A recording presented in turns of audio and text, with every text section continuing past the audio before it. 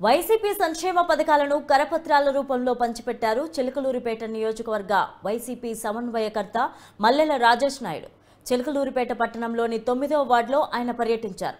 9వ వార్డులో పర్యటించిన మల్లెల రాజేష్ నాయకుడికి పార్టీ కార్యకర్తలు, అభిమానులు ఘన స్వాగతం పలికారు. అనంతరం ఈశాన్య ప్రసన్నాంజనేయ స్వామి దేవాలయంలో ఆయన ప్రత్యేక పూజలు చేశారు. రానున్న ఎన్నికల్లో వైసీపీ ఘన విజయం సాధించాలని ఆకాంక్షించారు. బీసీలు, ఎస్సీలు, ఎస్టీలు, మైనారిటీలు, మరి అలాగే ప్రతి ఒక్క వర్తక సంఘాలు, వ్యాపార సంఘాలు, ప్రతి ఒక్క ఓసీ కులాలతో సహా కలిపి మిమ్మల్ని తుడిచిపెట్టే విధంగా రేపు ఎన్నిక జరగబోతా ఉంది. ఈ ఎన్నికకు మీరందరూ సంసిద్ధమని అంటాం కాదు, సిద్ధంగా ఉండమని మేమందరం ఇచ్చిన పిలుపు కేవలం ఏమిటంటే, సిద్ధంగా ప్రజలందరూ ఈ అభివృద్ధిని, సంక్షేమ ఫలాలని తీసుకొని ఉన్నారు.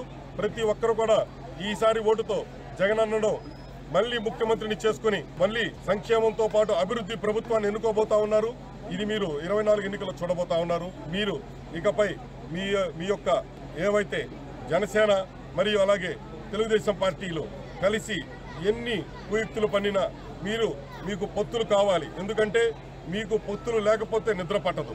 పొత్తులు కావాల్సింది ఎందుకంటే బలం తగ్గినప్పుడు. ఆ బలం లేదు కాబట్టి మీ పొత్తులు కావాలి. కాబట్టి మీరు పొత్తులతో ఇంతవరకు మీ అభ్యర్థుల్నే ప్రకటించని దీన